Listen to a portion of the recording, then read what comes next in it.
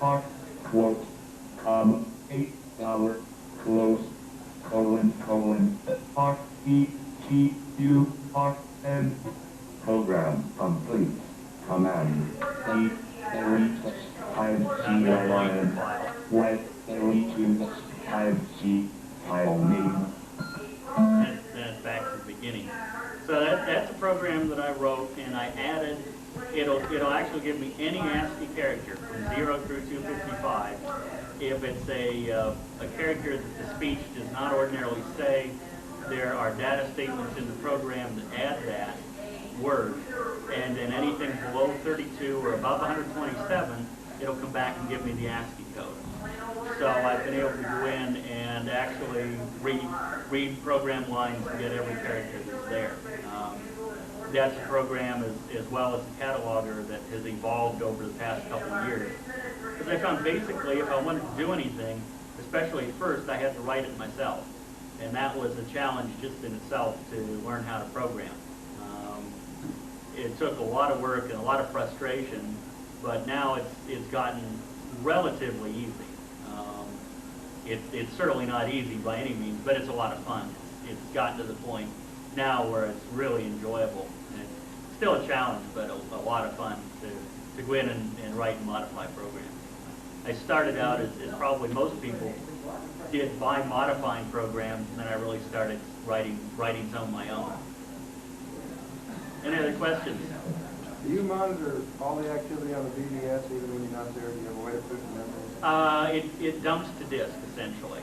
The log file dumps to disk, and I can go back and read that later. Anybody who uploads or downloads, that all goes to disk.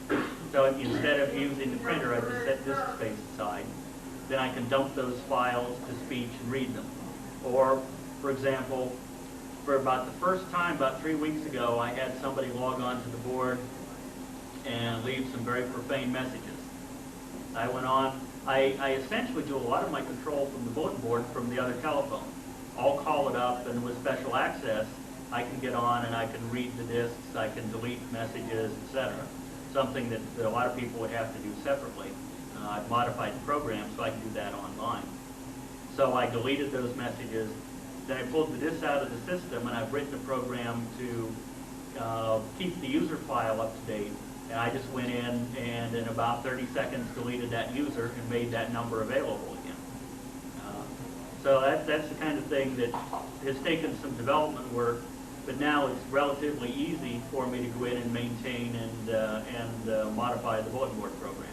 You do all that with that portable thing that you carry? Not too much of it, some of it. Most of that I do with the internal TI speech synthesizer. It's simply easier. Now when I call it on the modem, then I generally use this speech synthesizer back here.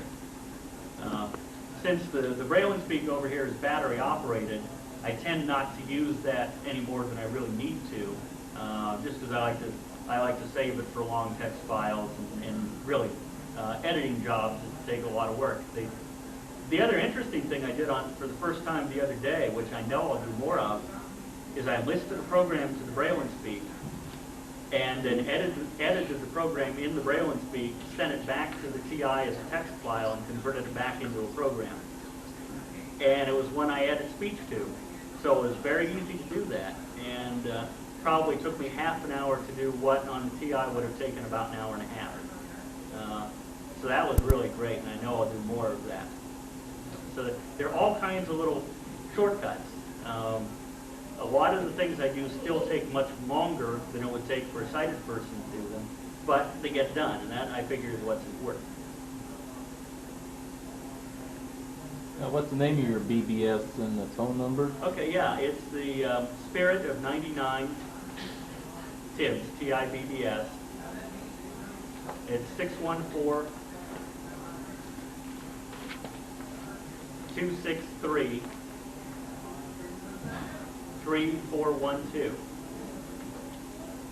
It is 24 hours, 300 and 1200 baud. 8 bits? Actually, I think if you're using something like FastTerm, H1 and N will work. Normally, I think if you're using, say, an IBM compatible or something where parameters are really critical, I think it's 7, 1, and 0. say that phone number was again? 614-263-3412.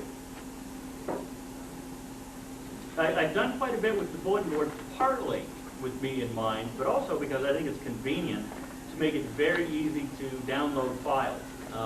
For example, one of the problems I have on a lot of bulletin boards is you have to know how to spell the file name to download it.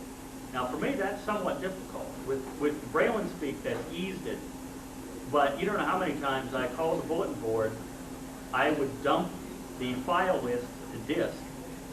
While I'm online, I would exit faster, go back to Extended Basic, load my DB80 file reader, go find out how to spell the file name, and come back faster.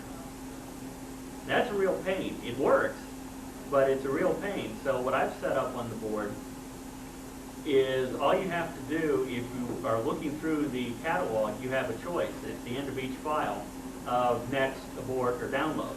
And if you choose download, then it automatically downloads it to you and you don't have to worry about how to spell the file name. It's partly with blind people in mind, but also just to make it real easy. So you don't have to worry about misspelling the file name.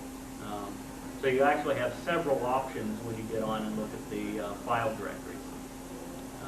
Several ways of doing it. I've tried to make it as flexible as possible. So that if you're familiar with the TIB system, you'll find that that part has just been completely rewritten from the ground up. Is it as convenient for a blind person using the other system as the TI? Yes and no. I would say overall an IBM compatible is probably the best way to go, because with the TI you virtually cannot run an off-the-shelf program and get speech out of it. Something like DSKU is an exception to some extent because you can send anything on the screen to the printer. But with a lot of the IBM compatibles, you can run about 95% of the off-the-shelf software with some of the speech programs that are available. But you're generally talking about a $500 speech program, and you need a minimum of 640K. So I've considered going to an IBM one time or another, and have decided at this point to stay with what I have because it really does meet my needs.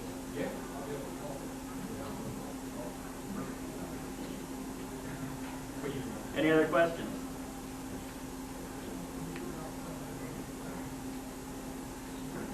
Good. Well, I hear it's about 1:30, so it's probably about time to quit here. I hope you have enjoyed it, and I've enjoyed doing it.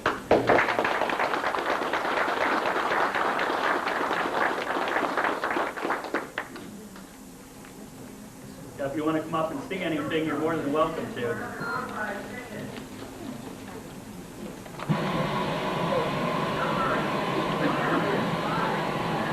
Clear.